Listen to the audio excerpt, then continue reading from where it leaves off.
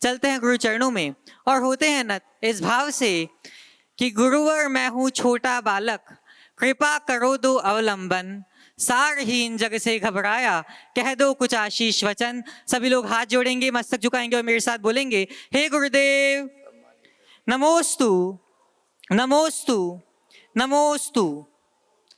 बंधुओं, आज का शंका समाधान प्रारंभ और हम सभी लोग शंकाओं से मुक्त हो सके उसके लिए चलते हैं परम पूज्य मुनिवर श्री संधान सागर जी महाराज के चरणों में और निवेदन करते हैं कि हे महाराज श्री, आपके माध्यम से गुरुमुख से समाधान की भागीरथी यह प्रवाहित हो, जिसमें आप प्लावित हो कि अवगाहित हो कि हम सभी लोग शंकाओं के पेंट से मुक्त हो सके। नमोस्तु नमोस्तु नमोस्तु। चलिए चलते हैं। आज इस पावन धरा पर यह शंका समाधान का सत्र अपन प्रारंभ करते हैं और पहले इनको लेना। हाँ, और यह आज शंका समाधान का सत्र अपन प्रारंभ करें उससे पूर्व गुरु चरणों में नमोस्तु करते हुए अपन इस सत्र को ऑनलाइन प्रश्न से शुरू कर लेते हैं। 2 प्रश्न। पूज्य श्री जी चरणों में संस्कार धाम जिन चैतालय के समस्त भक्तजन नमोस्तु पूर्वक पूछ रहे हैं, श्री 1008 महावीर निर्वाण महोत्सव के अवसर पर निर्वाण लाडू कितने बजे समर्पित करना चाहिए एवं साथ में कौन कौन सी धार्मिक अन्य क्रियाएं संपन्न करनी चाहिए, कृपया समाधान करें। दिनेश रेखा जी गंगवाल अपने पूरे साथियों के साथ में शिरोमणि संरक्षक बनाए थे। देखिए, दीपावली बड़ा महत्वपूर्ण पर्व है और दीपावली को एक पर्व ही नहीं, खुशी के पर्व के रूप में देखा जाता है। सब पर्वों में खुशियां मनाई जाती हैं, लेकिन दीपावली को तो खुशी का ही पर्व माना जाता है। इसे लौकिक और पारमार्थिक दोनों दृष्टियों से मनाया जाता है, लोग मनाते हैं। जैन परंपरा के अनुसार दीपावली भगवान महावीर के निर्वाणोपरांत हम लोग मनाते हैं। एक बार मुझसे किसी ने सवाल किया, क्या भगवान महावीर के निर्वाण से पूर्व दीपावली नहीं मनाई जाती थी? तो मैंने उसका उत्तर दिया था। आज के इस प्रश्न के संदर्भ में उसे जोड़ते हुए अपनी बात को आगे रखूंगा कि ऐसा नहीं है कि दीपावली भगवान महावीर के निर्वाण के पहले जैन लोग नहीं मनाते थे। जैन लोग भी मनाते थे और रामचंद्र जी जैन परंपरा में 8वें बलभद्र के रूप में मान्य है। लंका विजय करके जब वो अयोध्या लौटे तो सारी प्रजा ने खुशी मनाई और जैनियों ने भी खुशी मनाई, क्योंकि जैनियों के हिसाब से तो मर्यादा पुरुषोत्तम 8वें बलभद्र थे। अगर इस आधार पर दीपावली के पर्व को मनाया जाता है तो जैन हमेशा उसमें साथ रहे, उसमें कोई बात नहीं। अब रहा सवाल वर्तमान में हम दीपावली कैसे मनाएं। हमारे यहाँ दीपावली भगवान महावीर के निर्वाण के उपरांत मनाई जाती है और भगवान महावीर की निर्वाण की स्थिति अमावस्या के दिन प्रत्यूष बेला में कार्तिक मासस्य किन्न चौदशीये पश्चिमे भाये पच्चूसे, ऐसा आचार्य कुंद ने लिखा है। कार्तिक मास के चतुर्दशी की रात्रि में और रात्रि के पश्चिम भाग में और प्रत्यूष की बेला में, यानी चतुर्दशी की रात्रि का अंत और प्रत्यूष बेला यानी बस सुबह उठने का समय, सुबह दिन उगने का समय, वो अमावस्या का समय। तो जैन ज्योतिष के अनुसार अमावस्या या कोई भी तिथि उदय कालिक तिथि को माना जाता है। उदय काल में 6 घटी जो तिथि होती वह तिथि पूरे दिन मान्य की गई। चूंकि 20 तारीख को उदय काल में चतुर्दशी है, इसलिए जैन परंपरा के अनुसार पूरे दिन चतुर्दशी मानना चाहिए। दोपहर या शाम को अमावस्या लगी है, मुझे पूरा पत्रा का ध्यान नहीं है, मैंने देखा नहीं, लेकिन ऐसा जैसा जानकारी में आई। और उस हिसाब से वैदिक परंपरा में विश्वास रखने वाले लोग दीपावली 20 तारीख को ही मना रहे, लेकिन सूर्योदय के समय में अमावस्या 21 तारीख को है, अतः हमें अपनी अमावस्या 21 तारीख को माननी चाहिए और अमावस्या के दिन प्रातःकाल भगवान महावीर का निर्वाण महामहोत्सव मनाना चाहिए। आप सब लोग उसी अनुरूप मनाएं, हम लोग भी उसी तरीके से मनाएंगे। प्रत्यूष बेला में एक समय था जब लोग रात अंधेरे में, एकदम सुबह भोर अंधेरे लोग लाडू चढ़ा देते थे, लेकिन प्रत्यूष बेला है, पच्चूसे शब्द है, तो निर्वाण के उपरांत, दिन निकलने के उपरांत ही लाडू चढ़ाना चाहिए, अंधेरे में लाडू न चढ़ाएं। आप अपनी धार्मिक विधि क्या करें, तो हमारी मूल आराधना तो प्रातःकाल भगवान महावीर के निर्वाण महामहोत्सव में पूरी हो जाती। जिस दिन भगवान को निर्वाण हुआ उसी दिन गौतम स्वामी को केवल ज्ञान हुआ, तो शाम के समय में हम गोधूली बेला में भगवान महावीर के प्रधान शिष्य मुख्य गणधर गौतम स्वामी के निर्वाण की केवल ज्ञान का महोत्सव मनाते हैं और उनके लिए दीप उत्सव करते हैं, क्योंकि उन्हें केवल ज्ञान की ज्योति प्रकट हुई। इसलिए ज्ञान की पूजा जो सरस्वती पूजा के रूप में माना जाता है, महावीर अष्टक आदि पढ़ करके शाम के टाइम में घरों में करते हैं, और वहाँ आप 16 कारण के प्रतीक स्वरूप 16 दीप जलाते हैं और कई लोग उनमें 4-4 बातियां लगा करके 64 रिद्धि के प्रतीक भी बना लेते हैं। तो जो हमारी परंपरागत व्यवस्था है उसके अनुसार ये शाम के समय में सूर्यास्त से पूर्व अपना भगवान की पूजा आराधन आदि की क्रियाएं कर लेनी चाहिए। बही खाता आदि में भी जो पूजा आप लोगों को पूजा आदि करने की परंपरा है शुद्धि करने की, वह भी दिन में ही करनी चाहिए, रात्रि में करने का जैन धर्म के अनुसार औचित्य नहीं है। सिंह लग्न को लोग स्थिर लग्न मानते हैं, लेकिन केवल सिंह लग्न ही स्थिर लग्न नहीं है, दिन में भी स्थिर लग्न होते हैं। और सबसे उत्तम तो मैं आप सबसे ये कहूँगा, ये लौकिक पूजा है। किसी को भी पूजा करना, मंदिर में लाडू चढ़ा के आओ और अपने प्रतिष्ठानों में जो पूजा पाठ करना है कर लो, काम खत्म। मुहूर्त के चक्कर में पड़ने से कोई फायदा नहीं है। अपना अनुष्ठान करना है, उसके पीछे केवल एक ही प्रयोजन है कि हमारे प्रतिष्ठान में हमारी प्रतिबद्धता बनी रहे, नीति न्याय से चलने की, और नकारात्मकताएं दूर हो जाए, इसलिए पूजा पाठ किए जाते हैं। ऐसा मत सोचना कि अगर हम पूजा करेंगे तभी धंधा चलेगा। पूजा करने वाले और दिवाली की पूजा करने वाले लोग बहुत लिमिटेड हैं। बहुत सारे ऐसे लोग हैं जो दीपावली को मानते भी नहीं हैं, पर उनका धंधा बहुत अच्छा चलता है। इसलिए ऐसी अवधारणाओं से मत जुड़ो, अपनी सांस्कृतिक परंपरा को समझते हुए अपनी पूजा आराधना आदि करो। हाँ बंधुओं, आज अपने बीच में डॉक्टर मेधावी जी जैन दिल्ली संस्थापक जो हैं धर्मा फॉर लाइफ, जोरदार तालियों से उनका स्वागत करें।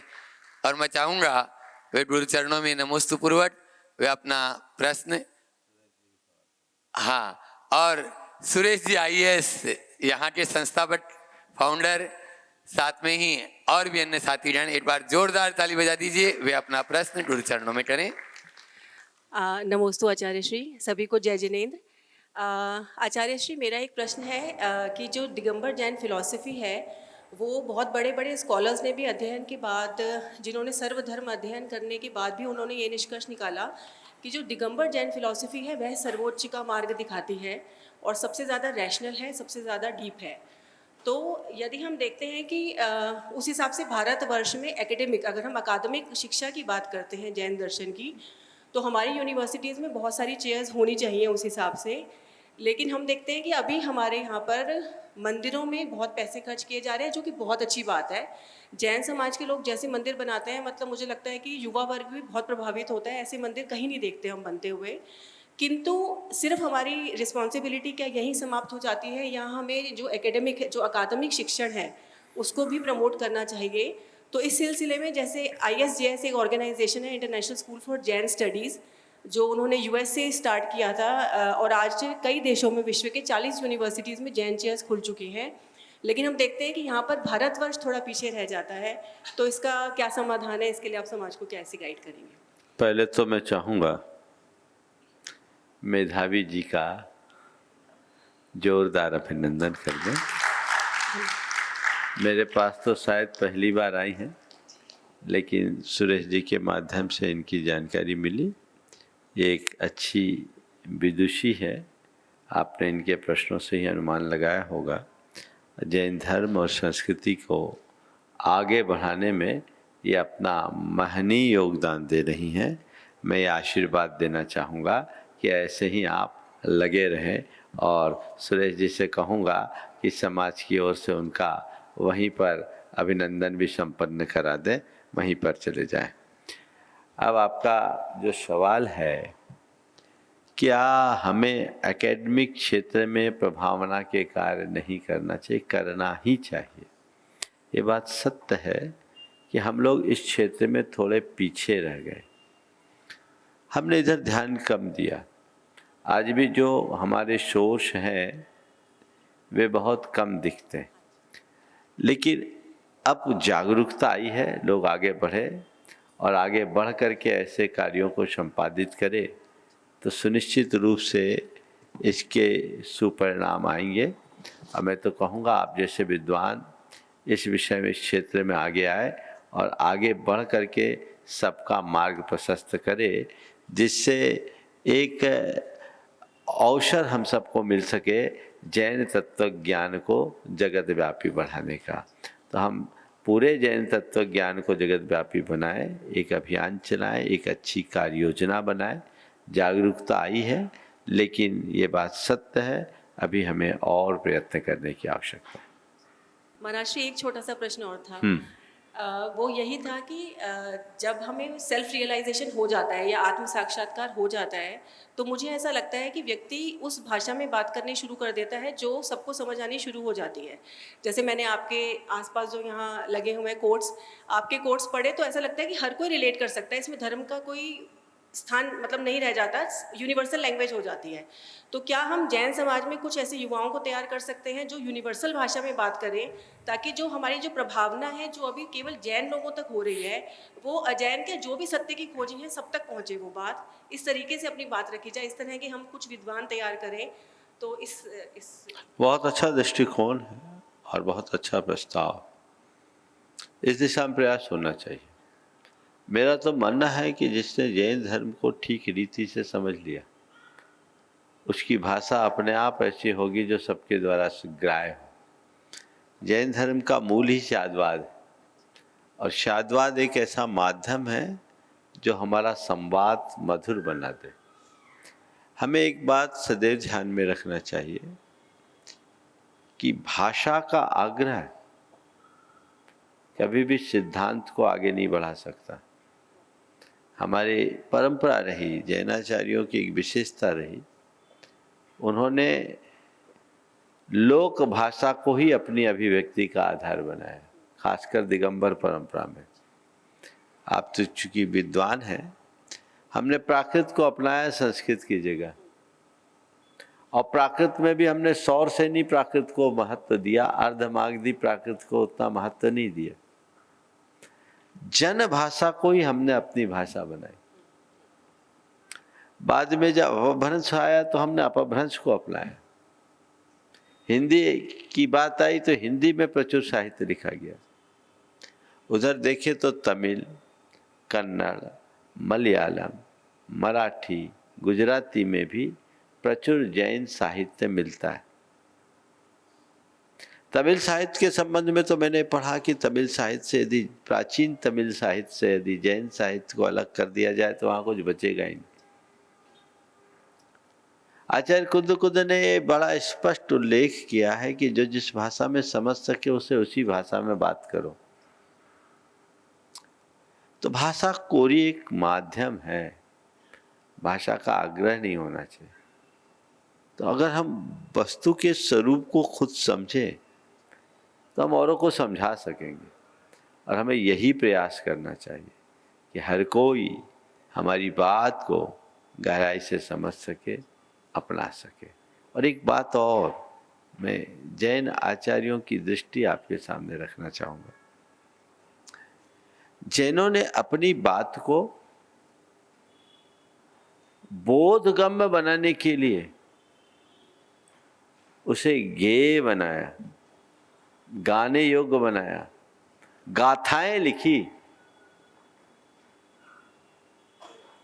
समय सार गाथाबद्ध है, यानी गुनगुनाते हुए आत्मा का बोध प्राप्त कर ले। अन्य परंपराओं में सूत्रबद्ध ग्रंथों की बहुलता है, ऋचाएं हैं, लेकिन उनमें उतना सुबोधपना नहीं है। गाथाएं सुग्राह्य है, तो हमें उनसे सीख लेनी चाहिए। मैं तो जब आचार्य कुंद आदि को पढ़ता हूँ तो मन में यही आता है कि जितनी सरलता से इन्होंने हमें बात समझाई है, हमें उसे उतने अच्छे से समझना चाहिए और औरों को उसी रीति से समझाने का प्रयास करना चाहिए। अपने विद्वत्ता को प्रकट करना हमारा लक्ष्य न होकर विषय को संप्रेष्य बनाने का ध्येय होना चाहिए। हम कैसे लोगों तक पहुंचाएं, और यदि हम युगानुरूप विवेचना करने में समर्थ होते हैं, सुनिश्चित रूप से बहुत अच्छा परिणाम पा सकते। ठीक है, बच्चे और कुछ पूछना चाहेंगे क्या? चलिए, सुरेश जी जैन IAS, वे अपना प्रश्न गुरु चरणों में करें। संस्थापक श्री विद्या सागर प्रबंध विज्ञान संस्थान। परम पूज्य गुरुदेव, आज हमने अपना इस गुरुकुल की ओर से, विद्यासागर इंस्टीट्यूट ऑफ मैनेजमेंट की ओर से डॉक्टर मेधावी जैन, जो सुप्रसिद्ध प्रकृति प्रेमी हैं, लेखक हैं, यूट्यूबर हैं, पॉडकास्टर हैं, 15 वर्षों से जैन दर्शन का सतत शोध तथा प्रभावी ढंग से प्रचार प्रसार कर रही हैं। उनकी दशाधिक पुस्तकें, 25 से अधिक गहन शोध पत्र तथा सहस्त्रों कविताएं प्रकाशित हो चुकी हैं। वे आचार्य बाहुबली सिद्धांत ज्योति महिला मंडल को नेतृत्व प्रदान करती हैं और उसके सदस्यों को जैन संस्कृति की शिक्षा प्रदान करती हैं। विविध राष्ट्रीय सम्मानों से विभूषित डॉक्टर मेधावी जी धर्मा फॉर लाइफ की संस्थापक हैं। आज हम उनके और उनके पति श्री परवीन जी, पुत्री दिव्यांशी जी, दामाद शिवम डागर जी, सिद्धार्थ जी और उनकी बहुरानी जो कनाडा में पढ़ी लिखी हैं, और मुस्कान जी का यहाँ स्वागत करते हैं। आपसे आग्रह है कि इसी प्रकार से आप हमारे संस्थान परिसर में आते रहें और हमको अपना मार्गदर्शन सहयोग देते रहें। गुरुदेव, आज मैं अपने जीवन के 80 वर्ष पूरे कर रहा हूँ। इस अवसर पर एक कोई संदेश, कोई अच्छी बात जो आप मुझे बताना चाहें, मैं उसका पालन पूरी तरह से करने का प्रयास करूँगा और आपके गुरु चरणों में हमको आश्रय सदैव मिलता रहे, आपका स्नेह मिलता रहे। बहुत बहुत धन्यवाद। पहले तो मैं चाहूँगा एक बार सुरेश जी का जोरदार अभिनंदन कर दें। वे जब कह रहे हैं कि मैं 80 वर्ष में प्रवेश कर रहा हूँ, तब लगता है कि 80 वर्ष के निकट पहुँच गए। देखने में तो ऐसा लगता अभी भी ये 60 के ही, और ऐसे ही बने रहे। आपने पूरे जीवन धर्म, संस्कृति और समाज के लिए महत्वपूर्ण काम किया है।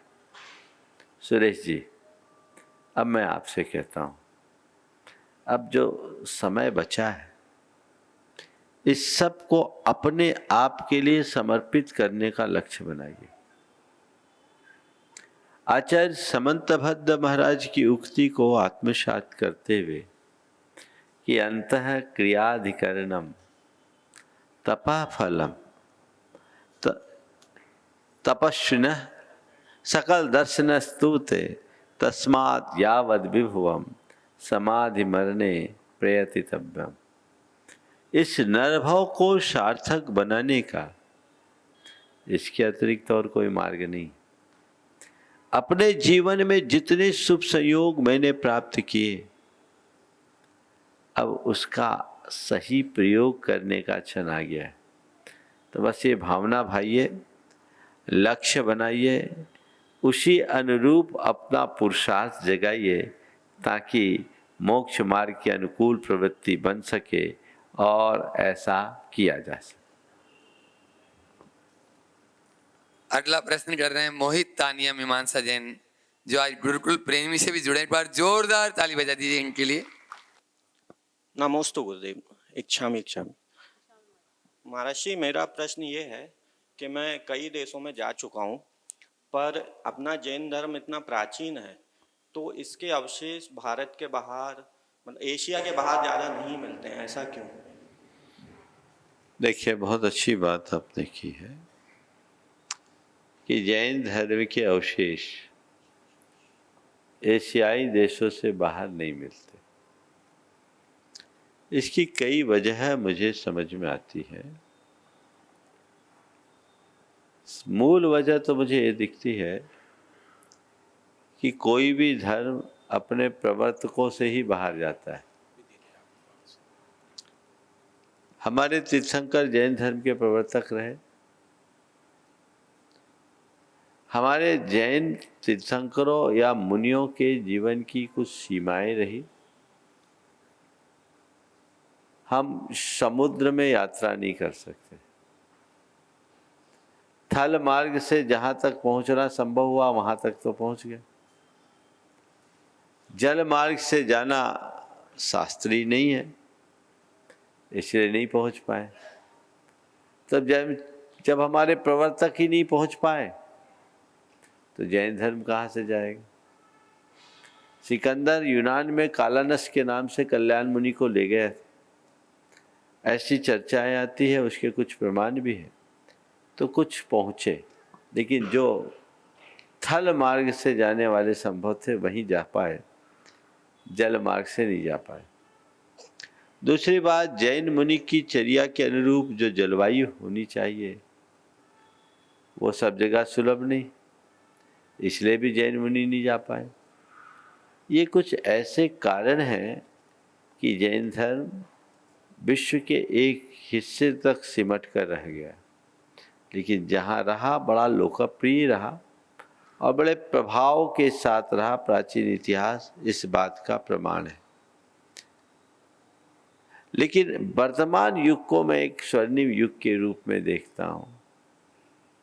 मुझे लगता है कि जो कार्य तीर्थंकरों के युग में नहीं हुआ वो 20वीं और 21वीं शताब्दी में हो रहा है। जो कार्य मुनिगण नहीं कर पाए वो आप जैसे श्रावकों के द्वारा हो रहा है। आज 7 समुंदर पार जगह जगह जैन मंदिर बन रहे हैं। ये बहुत शुभ चिन्ह है, ये बड़ा शुभ लक्षण है। आज अमेरिका में, यूरोप में, अफ्रीका में, ऑस्ट्रेलिया में, अरब देशों में और अन्य एशियाई देशों में भी अनेक स्थानों में जिन मंदिर स्थापित हो गए, जहाँ नहीं हो पाए वहाँ चैत्यालय विराजमान है, यानी भगवान तो चले ही गए। ये एक शुभ समय है, एक अच्छे परिणाम का संकेत है। हमें इनका स्वागत करना चाहिए और इस दिशा में हमें आज के दौर में जितना बन सके प्रयत्न करना चाहिए। कहीं कहीं माया संस्कृति जो है, जो अमेरिका में है, उससे भी लोगों ने जोड़ा है कि ये जैन संस्कृति से कहीं न कहीं मेल खाती। हालांकि अभी उस पर और बहुत शोध अपेक्षित है, लेकिन ये बात सत्य है कि प्राचीन काल में जैन बहुत छोटे भाग में सिमट के रहे। नमस्ते। हाँ बंधुओं, हाँ, एक बार हाँ, आपको भी एक प्रश्न और करें। ठीक। आने कर रही। महाराज नमस्ते महाराज जी। महाराज जी आजकल एक वर्ड चल रहा है, हम लोग गर्भ संस्कार तो कर लेते हैं, पर उसके बाद एक चीज बोलते हैं पोस्टपार्टम डिप्रेशन। पोस्टपार्टम डिप्रेशन हर माओ को आजकल एक वर्ड चल रहा है कि बेबी होने के बाद आपको एक डिप्रेशन हो जाता है। अच्छा, कि इसको वर्ड बोला जाता है अभी के जमाने में पोस्टपार्टम डिप्रेशन। पोस्ट पार्डन, हाँ, हाँ। Pattern depression. पाटन, हाँ हाँ, पोस्टपार्टम डिप्रेशन। तो ये ऐसा क्या पहले बोला जाता था कि माएँ जो बेबी करती हैं या वो जो तीर्थंकर की भी माएँ थी उनको भी डिप्रेशन ऐसा कुछ था? डिप्रेशन बोल रही कि प्रिपरेशन बोल रहे? डिप्रेशन। डिप्रेशन। हाँ, ये आजकल महाराज जी मतलब बहुत वायरल है और कॉमन है कि आपका बेबी हुआ है, आप डिप्रेशन में होंगे, आपको अच्छे से रखा जाएगा। इसका कारण है, देखो, पहले हम सहजीवन से जीते थे, संयुक्त परिवार होते थे, प्रेम, परस्परता, बंधुत्व, आत्मीयता हमारे रगों में घुले हुए थे। तो पहले बच्चे पैदा करने वाले को पता ही नहीं लगता था, बच्चा पैदा कोई करता था, पालते कोई और थे। जी जी। एक बार एक दिन एक ने कहा, जिनके 8 बेटे और 4 बेटियां थी, 12 थे, ऐसी चर्चा में कही कि मरा हमें तो पता ही नहीं लगा, हमारे बच्चों ने ही बच्चों को पाल लिया। ये समय था। और उनने बोला, महाराज जी हमारी डिलीवरी ऐसी हुई कि आधा घंटे पहले हमने चक्की चलाया और तुरंत बच्चा हो गया। जी जी। लाइफ स्टाइल वैसी थी, बड़ा भरा पूरा परिवार होता था, तो कोई समस्या ही नहीं आती थी। अब एक बच्चा है, अब घर में है कौन मियाँ बीवी के अलावा? दादा दादी को जगह नहीं है, नाना नानी ज़्यादा दिन टिक नहीं सकते, आ गए तो थोड़े दिन के लिए आ गए डिलीवरी के दौर में, थोड़े दिन ज़्यादा रुक जाए तो वो भी दिक्कत दे देते हैं। तो फिर वो जो समस्या है न्यूक्लियर फैमिली के कारण उत्पन्न हुई है, जो मन में डर, और एक ही बच्चे, अब तो 2 भी नहीं चाहते लोग, बहुत विचित्र स्थिति आ गई, और कुछ तो वो भी नहीं चाहते, अब तो विवाह करने को लोग तैयार नहीं हो रहे। तो ये जो चीज़ें हैं, इस पर बहुत ही गंभीरता से विचार करना चाहिए। कोई ऐसा डिप्रेशन जैसा कारण अगर आज आ रहा है तो ये विचारणीय है, पर मेरा मानना है संतान के गर्भ में आने के पहले से ही आप उसका आह्वान करो, भावना योग करो, और 9 महीने नियमित भावना योग करो, डिप्रेशन कभी हावी नहीं होगा और संतान भी बहुत प्रसन्नता से जिएगी। फिर से बोलो। महाराज जी, आजकल जो परिस्थितियां हैं, आजकल का जो परिवेश है, उसमें अभिभावकों की क्या भूमिका होनी चाहिए, और आजकल का जो परिवेश है उसमें जो चुनौतियां आ रही हैं बच्चों को पालने के लिए, जो भी है, उससे हमें कैसे मतलब अपने आप को मजबूत रखना है? तो ये थोड़ा सा मेरा मार्गदर्शन। देखिए, बड़ा ज्वलंत सवाल है। समय का परिवर्तन, पीढ़ियों का बदलाव, और चीज़ें जब बदलती हैं तो बहुत सारी चीज़ें बदल जाती है, ये बदल रही है। ऐसे परिवर्तन के दौर में हमें बदलाव को स्वीकारना चाहिए और भटकाव से बचना चाहिए। हम लोगों के साथ सबसे बड़ी कठिनाई ये है कि हम बदलाव को स्वीकारते नहीं और भटकाव को रोक नहीं पाते। बस यही हमें विचारना है। चीज़ें ठहरने वाली नहीं, हम ठहराव चाहेंगे नहीं आएगा। जो बदलाव है उसे युग सापेक्ष परिवर्तन मानकर स्वीकार करो, और एक बात अपने मनमानस में बना लो, बिठाल दो कि हमारा ऊपरी व्यवहार बदले तो कोई खास परिवर्तन नहीं, पर हमारी मान्यता बदल जाए तो कभी अच्छी बात नहीं है। हमारी मूलभूत अवधारणा नहीं बदलनी चाहिए, हमारी श्रद्धा अखंड होनी चाहिए, हमारे सिद्धांत अक्षुण्ण होने चाहिए, तब हम सुरक्षित होंगे।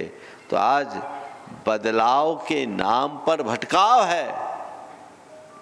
बस एक पंक्ति में कहूँगा, बदलाव को स्वीकारते जाओ, भटकाव को रोकते रहो, बचाते रहो। नमोस्तु।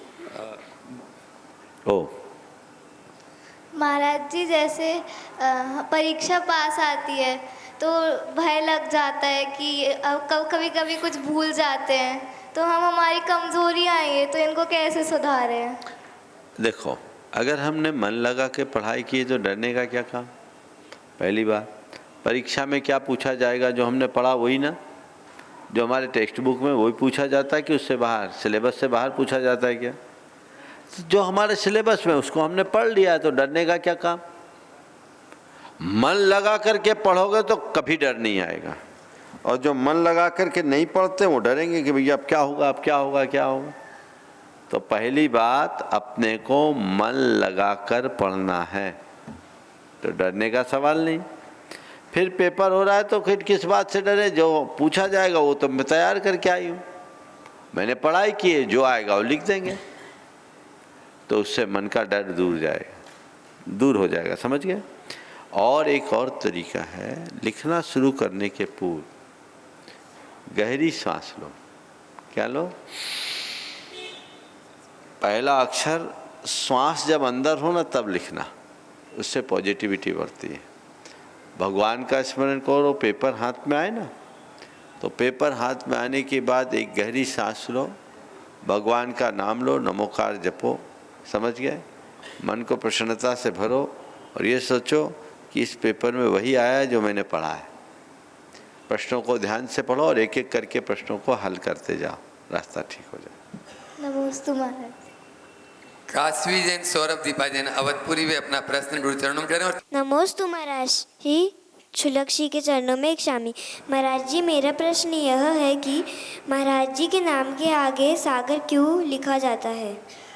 ऐसा कोई ज़रूरी नहीं कि नाम के आगे सागर ही लिखा जाए। ये बात अलग है कि वर्तमान के मुनियों के नाम के आगे ज़्यादातर सागर लिखा गया।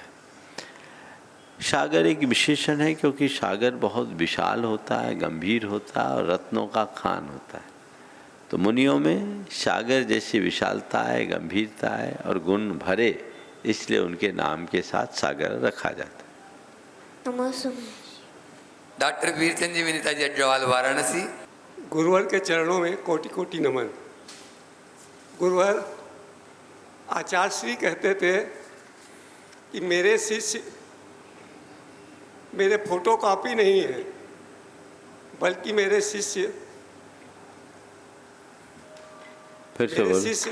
आचार्य श्री कहते थे कि मेरे शिष्य मेरे फोटो कॉपी नहीं बल्कि ओरिजिनल कॉपी हैं। ये अलग बात है कि आचार्य श्री सम अन्य कोई संभव नहीं है उतना ऊंचा साधक, परंतु आचार्य श्री ने जब कहा है उनके मुखारबिंद से, तो वो बात निश्चित रूप से सत्य भी रहेगी। और आज हम प्रत्यक्ष देख भी रहे हैं। आज ये समोसरण, महावीर भगवान जैसा समोसरण हम सब प्राप्त कर रहे हैं, जिसमें कि महावीर भगवान में देश दुनिया सब प्रांत छोड़ करके सभी जीव पहुँचते थे, भाषा धर्म संप्रदाय सब छोड़ के पहुँचते थे।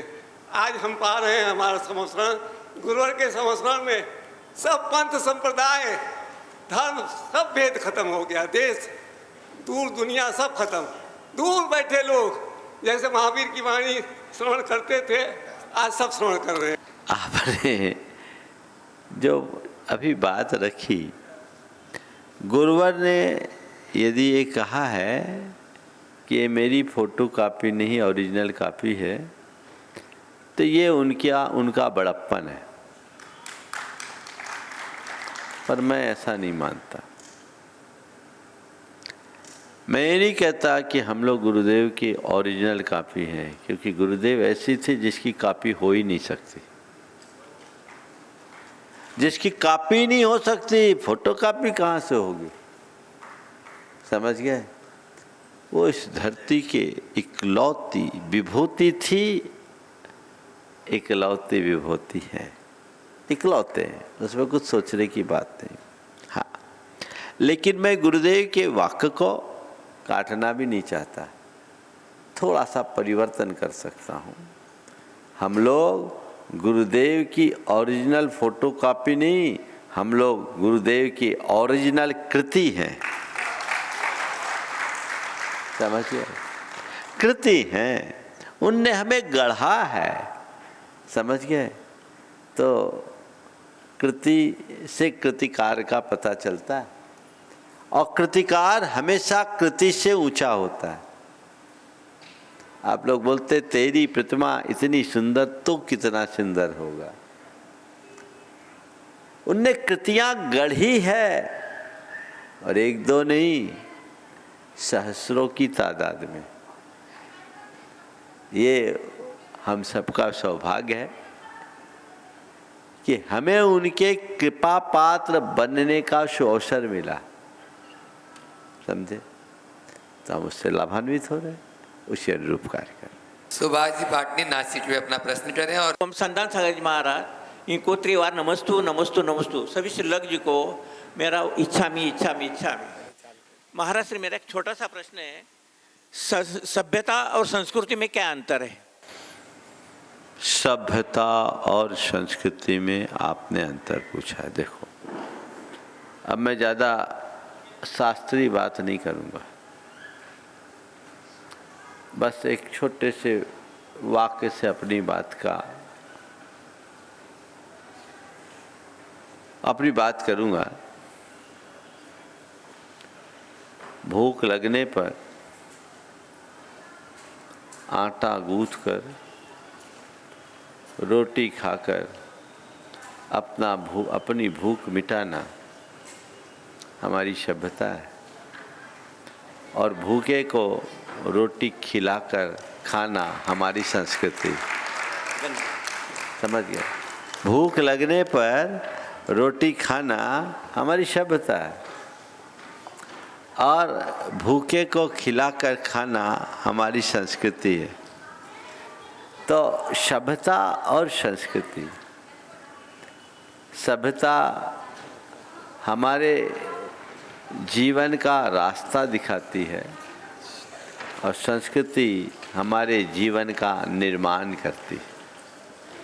सभ्यता से जीवन का निर्वाह होता है, और संस्कृति हमारे जीवन में निखार लाती है।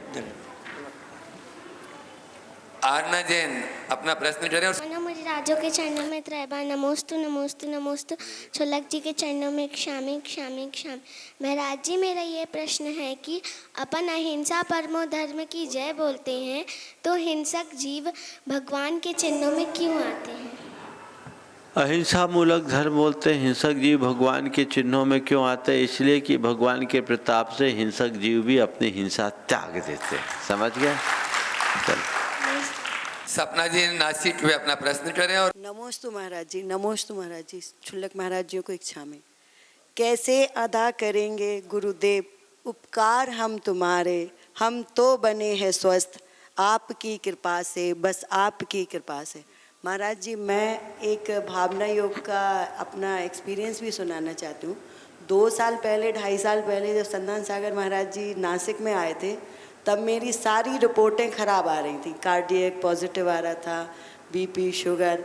2 साल से मैं रेगुलर भावना योग कर रही हूँ, और अभी 6 महीने पहले जब मैंने टीएमटी की रिपोर्ट करवाई, तो मेरी टीएमटी की रिपोर्ट भी नॉर्मल आई, शुगर भी नॉर्मल आई, और बीपी भी नॉर्मल ही रहता है, और मतलब काफ़ी चेंजेस हैं। तो जब मैं ऊर्जा प्रवाह करती हूँ, तो मैं यही कहती हूँ, सभी से यही कहती हूँ कि आप सब ऊर्जा प्रवाह करो, क्योंकि ऊर्जा प्रवाह जादू है। आप कितने भी थके रहो, कितने भी कैसे रहो, जब आप सुबह सुबह उठ के भावना योग और ऊर्जा प्रवाह करते हो, तो आपके अंदर एक अलग एनर्जी आती है। सिर्फ आप महसूस करो तो वो जादू कर जाती है, और आप दिन भर की थकान भूल कर सुबह फिर से फ्रेश हो जाते हो। महाराज जी, मेरा एक प्रश्न ये है कि जैसे लोग कहते हैं कि इस दिशा में बैठ के पूजा पाठ करनी चाहिए या उस दिशा में, तो जैसे जब हमारे सामने भगवान होते हैं तो भगवान का मुंह तो पूरब में होता है, बट हमारा मुंह पश्चिम में होता है। तो इसी तरीके से जैसे जब हम घर में भी बैठें तो जहाँ हमारे मतलब फ़ोटो लगी है महाराज जी की या भगवान की, तो क्या अगर हम पश्चिम दिशा में मुंह करते हैं तो वो सही है, या सिर्फ पूरब या उत्तर दिशा में ही मुंह करके बैठना चाहिए घर में? देखो, सामान्य रीति से ऐसा है कि भगवान यदि पूर्वाभिमुख है तो आप उत्तराभिमुख हो जाओ, फ्रंट में मत बैठो। भगवान यदि उत्तराभिमुख है तो आप पूर्वाभिमुख हो जाओ, पूजन हो सकती है। लेकिन ये सामान्य व्यवस्था है। हर जगह जहाँ सामूहिक रूप से ऐसे कार्यक्रम करने होते हैं वहाँ ऐसी अनुकूलताएं कम होती। तो जहाँ ऐसी स्थितियाँ बनती है वहाँ अवस्थानुरूप व्यवस्था देखो। दिशा से ज़्यादा महत्वपूर्ण दशा है, अपनी दशा ठीक रखें। जी महाराज जी, एक और आपसे अनुरोध करना चाह रही थी कि जैसे सभी आईआईटी इंस्टीट्यूट्सों में वेज नॉन वेज कैंटीन दोनों एक होती हैं, तो बहुत सारे जैन बच्चे जो नहीं भी खाना चाहते हैं तो वो खाते हैं, तो इसलिए आपका मार्गदर्शन। देखिए, इस विषय में मैंने पहले भी अनेक बार चर्चा की है। जागरूकता आनी चाहिए। आज ही मुझे किसी ने कल बताया था खड़गपुर आईआईटी में भी अब परिवर्तन आ रहा है और कुछ ऐसा निर्णय हुआ है कि वेज आईआईटी मेस की तैयारी वहाँ चल रही है। आज ही या कल मुझे किसी ने बताया था।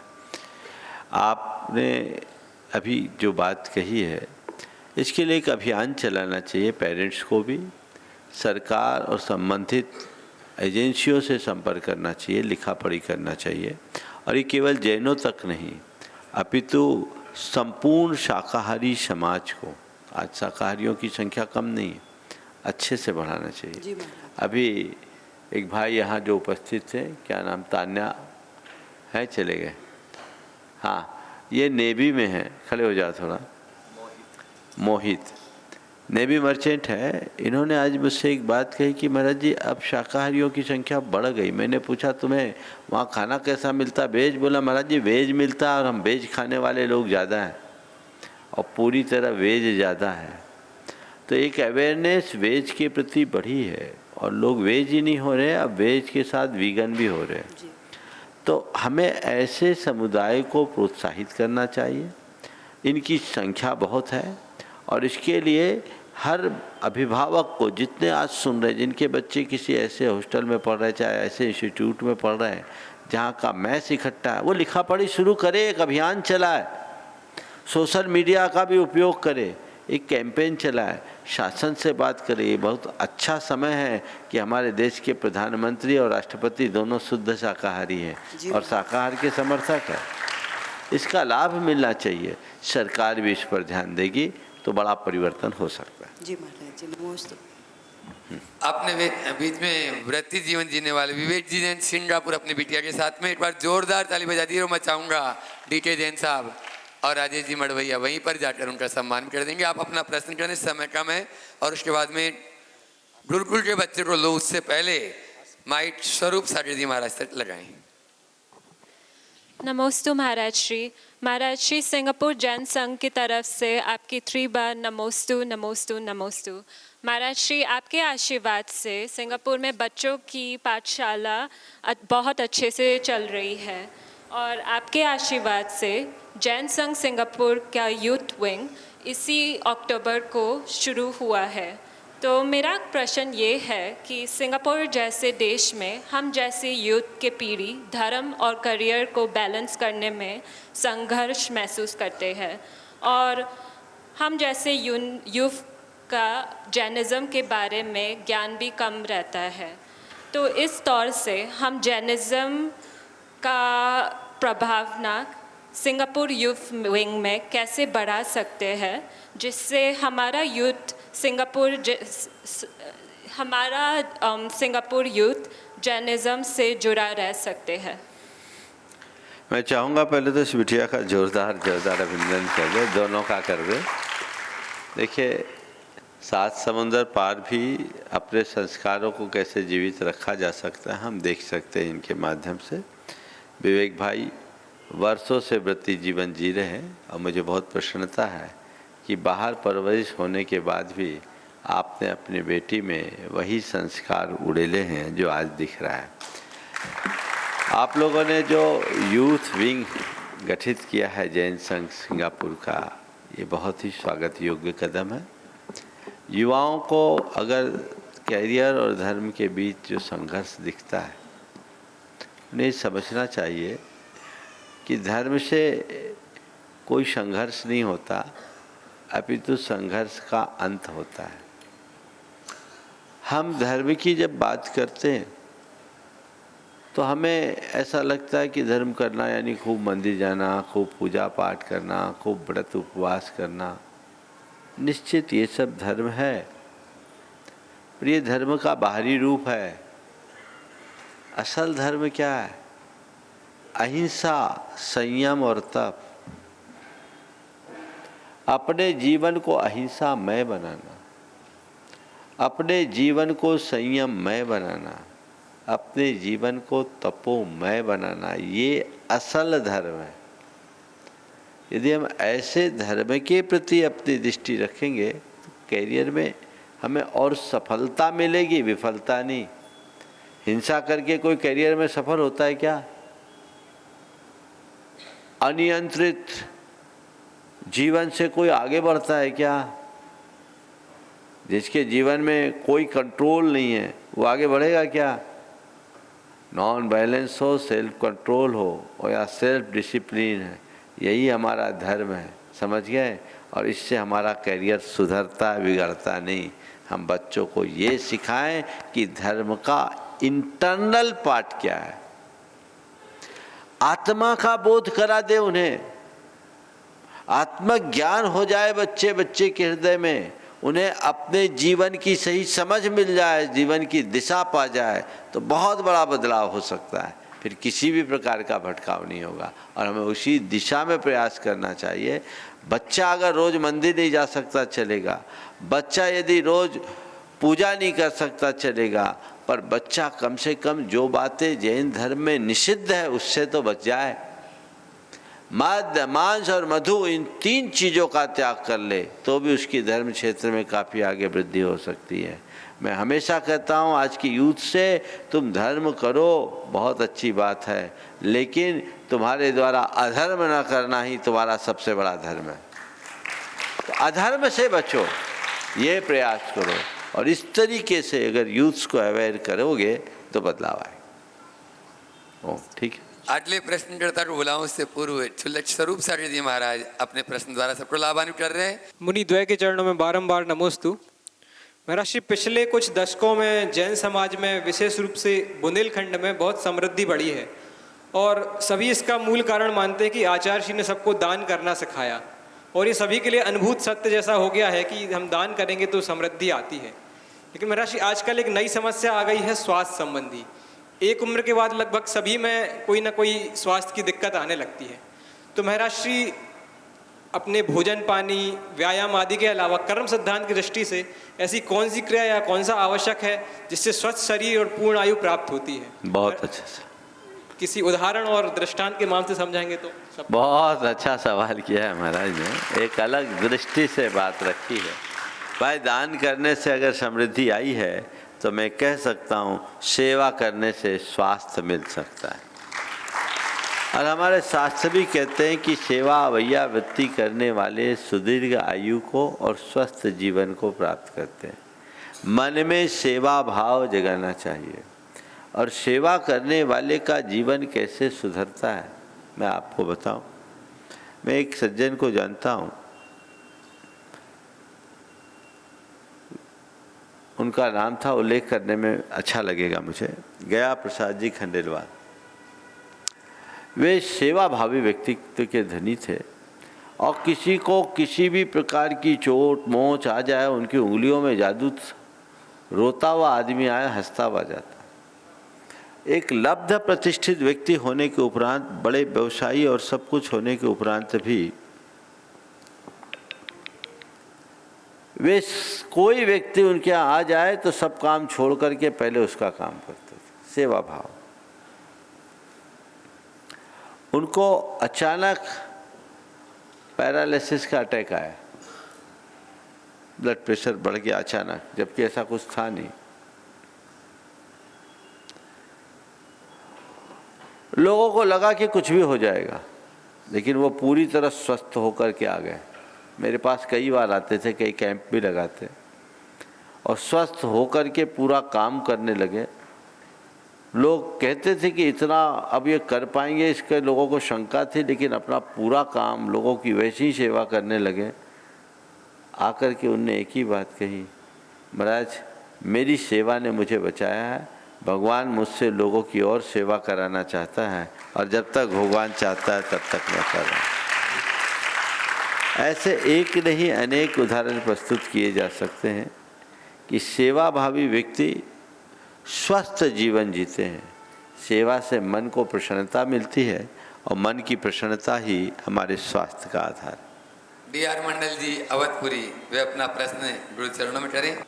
26 जुलाई 2025 को महाराज के चरणों में यहाँ उपस्थित हुआ था।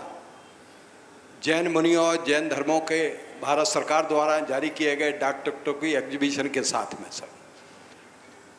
उस दौरान महाराज जी ने एक बात और कही थी कि आज से लगातार पत्रिका समाचार पत्र को पढ़ेंगे आप लोग, उसमें हमारे प्रवचन आएंगे।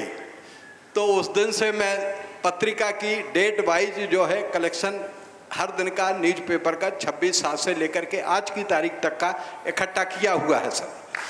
और मैं चूंकि यूट्यूबर भी हूँ, तो हर दिन का वो कटिंग्स को मैंने यूट्यूब चैनल पर डाला हुआ है। तो ये तो कोई बात नहीं है सर, लेकिन इसको पढ़ कर के मैं धन्य हो गया। डेली आपको तो नहीं देख पाया, लेकिन पेपर में आपके दर्शन करता रहा और आपको देखता रहा। उसी से प्रभावित होकर के मैं यहाँ बस इतना पूछने आया हूँ कि उस फाइल को मैं आपके हाथ में कब सबमिट कर पाऊंगा, बस इतनी ही मेरी आप जब चाहो तब कर सकते हैं, इसमें कोई सेंस है नहीं। बहुत बहुत सर। इस प्रकार आज के सत्र को यहीं पर विराम। बोलिए परम पूज्य आचार्य गुरुवर श्री विद्यासागर जी महाराज की।